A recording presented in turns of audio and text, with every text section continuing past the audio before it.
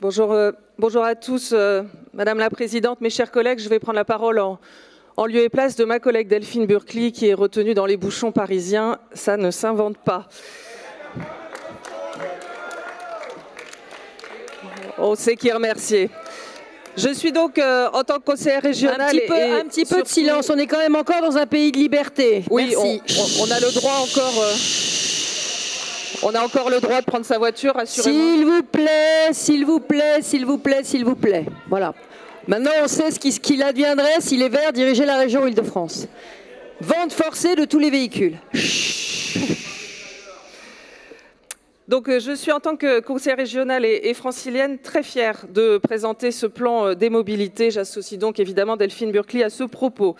Ce plan, nous l'avons voulu et élaboré en concertation avec les franciliens, mais aussi avec nos départements, nos établissements publics territoriaux et nos communes. Je tiens d'ailleurs à saluer les résultats exceptionnels de la consultation qui a été menée. Les contributions publiques ont été multipliées par 3.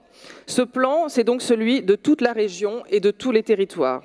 Pour tout ce travail, je tiens ici à m'associer au remerciement du vice-président et à saluer tous les services, notamment ceux d'Île-de-France Mobilité, ainsi que du POLAT à la région, dont je sais qu'ils ont accompli un travail immense depuis tant d'années.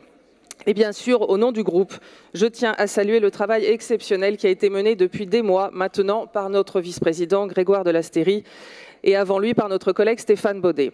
Je crois pouvoir associer à ces remerciements l'ensemble des conseillers régionaux.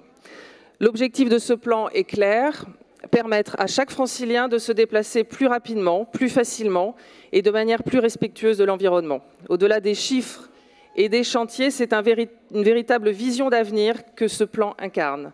Ce plan est fait sans idéologie, mais avec pragmatisme pour faciliter la vie des franciliens et non pas les contraindre, les empêcher de circuler ou même les punir. Les punir, c'est le travail de cette gauche qui a définitivement tourné le dos à ces millions de franciliens qui se lèvent tôt pour aller travailler ou voir leur famille et qui en sont empêchés par plus de 20 ans de politique anti-voiture menée avec acharnement. Ce n'est pas notre vision de la région, nous respectons tous les franciliens. Certains ont jugé ce plan trop ambitieux. Je leur répondrai qu'impossible n'est pas francilien.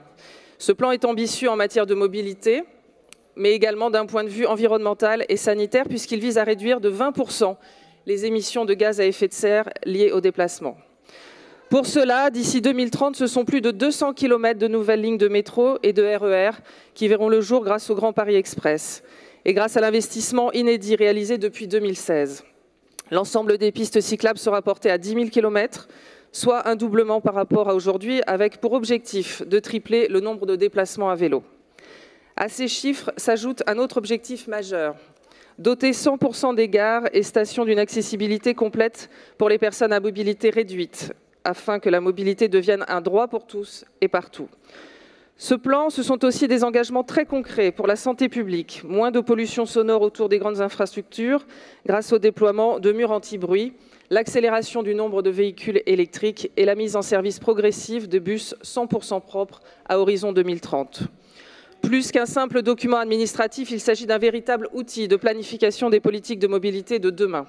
Un plan salué par tous, ou presque, et je n'en citerai qu'un contre-exemple.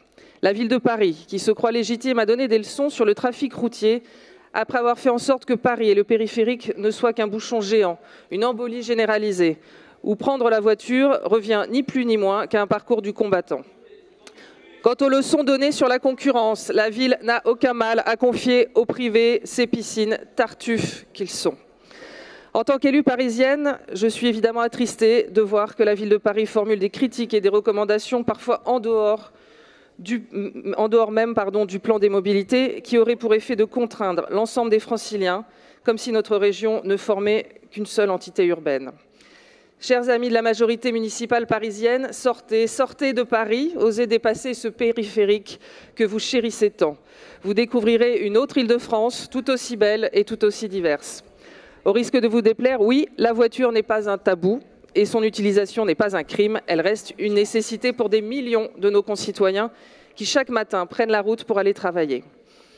Alors, malgré ceux qui refusent de prendre le train en marche, je suis fière, et je le redis, de ce plan salué par la préfecture de région, par la préfecture de police, par le Césaire, par la commission d'enquête et par la très large majorité des collectivités avec lesquelles nous avons travaillé en concertation. Oui, nous continuerons à agir sur les mobilités de demain. Chers collègues, ce plan est désormais abouti. Il est l'esquisse sur laquelle chacun d'entre nous pourra s'appuyer pour dessiner ensemble l'Île-de-France de demain. Je vous remercie.